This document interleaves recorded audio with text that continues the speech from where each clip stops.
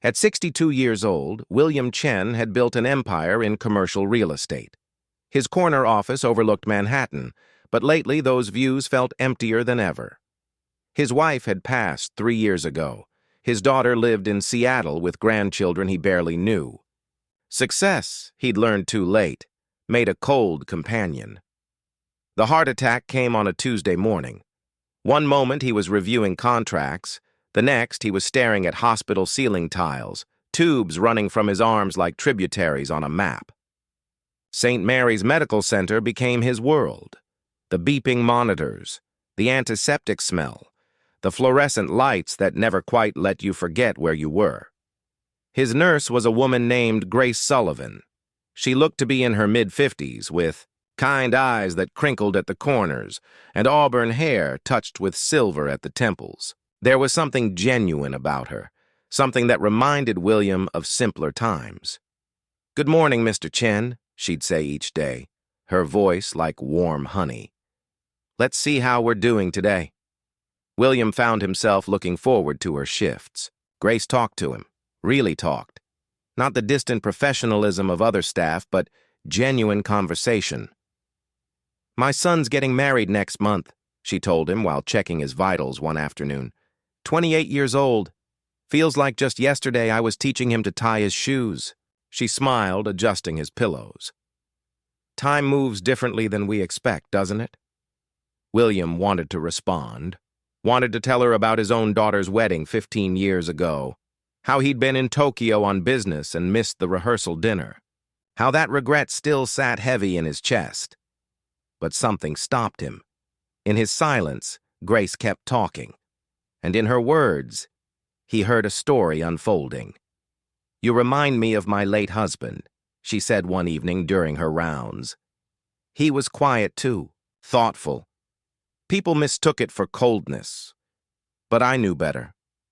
She checked the IV drip, her movements gentle and practiced. "David was a teacher, high school mathematics. Never made much money, but he was rich in ways that mattered." William listened, really listened. Something he realized he hadn't done in years. Grace came by during her breaks, even when she wasn't assigned to his room. She'd sit in the chair by the window and talk about her life, about David's battle with cancer 5 years ago, about the medical bills that still kept her working double shifts at 56, about her small apartment in Queens where she tended a garden on the fire escape. "Tomatoes this year," she said with quiet pride. "David always said I had a gift for growing things. I think he meant more than plants." One night during the 3 a.m. rounds, when the hospital felt like a ship floating through darkness, Grace sat beside William's bed. She looked tired, the kind of tired that comes from carrying weight for too long. "I don't know why I tell you these things," she whispered. "Maybe because you can't judge me. Can't tell me I should have done things differently." She was quiet for a moment.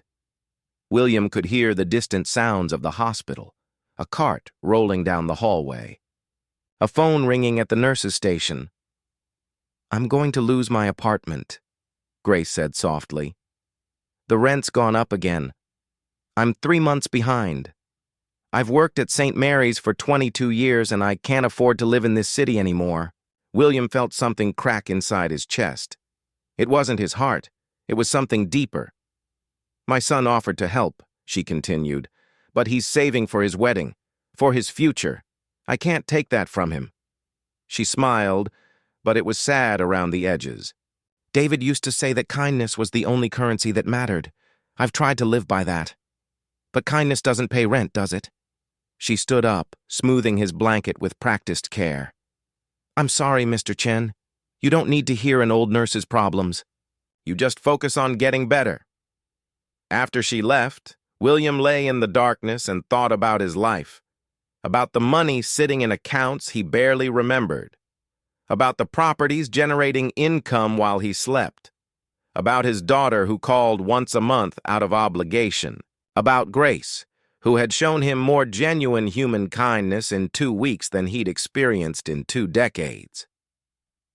The next morning, William opened his eyes. "Mr. Chen!" Grace's face lit up like sunrise. "Oh, thank goodness. You're back with us. The doctors came. Tests were run. Everyone marveled at his recovery. But William asked for privacy with Grace. I need to tell you something, he said, his voice rough from disuse. I've been awake for 3 days. Grace's smile faltered. I don't understand. I heard everything, William said gently. Everything you told me, and I'm grateful. Confusion crossed her face, then understanding, then mortification. Oh, God, I'm so sorry. That was completely unprofessional. I'll resign. Please don't, William interrupted. You gave me something I didn't know I needed. You reminded me what matters. He reached for the call button, summoning his lawyer who'd been waiting in the lobby for days. Grace. I'm not a good man, William said. I built buildings but forgot to build relationships. I counted money but forgot to count blessings. You talked to me like I was human, not a patient, not a transaction, just human. Over the next hour, William made arrangements. Grace's apartment building? He owned it. Had owned it for 12 years and never known the lives inside. Her rent was forgiven. Permanently. Mr. Chen, I can't. You can, he said firmly. And there's more. St. Mary's has a new donor, specifically for nursing scholarships and retirement funds, starting with a full pension for you if you want it, or tuition if your son wants to go back to school. Whatever helps. Grace was crying now. Why? Because you showed kindness to someone who'd forgotten what it looked like, William said. Because your husband was right.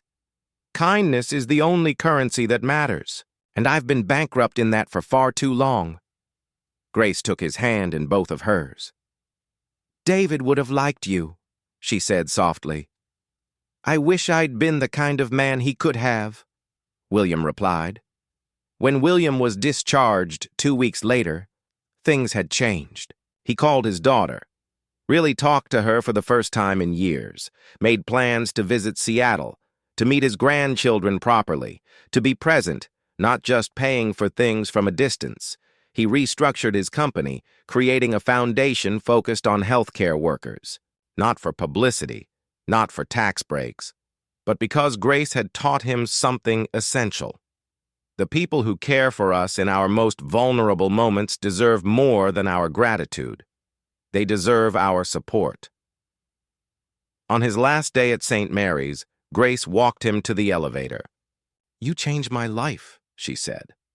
No, William corrected gently. You changed mine. You reminded me that wealth means nothing if your heart is poor. They hugged.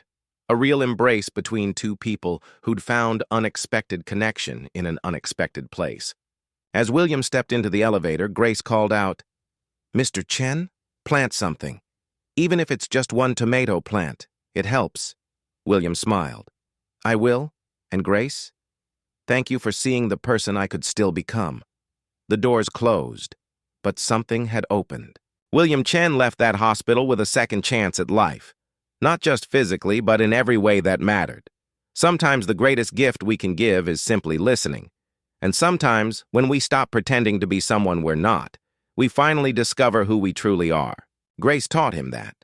And he would spend the rest of his days making sure her kindness rippled outward, touching lives